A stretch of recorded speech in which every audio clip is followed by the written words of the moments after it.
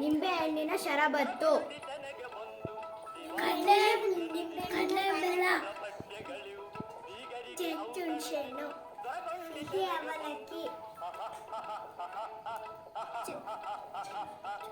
ಚುರುಮುರಿ, ಸಿಹಿ ಅವಲಕ್ಕಿ,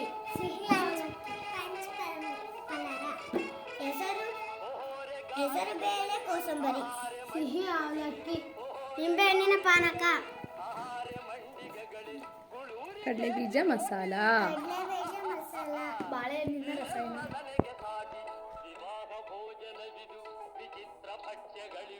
ಬೀಗರಿಗೆ ಔತಣವಿದು ದೊರಕೊಂಡಿತೆನಗೆ ಬಂದು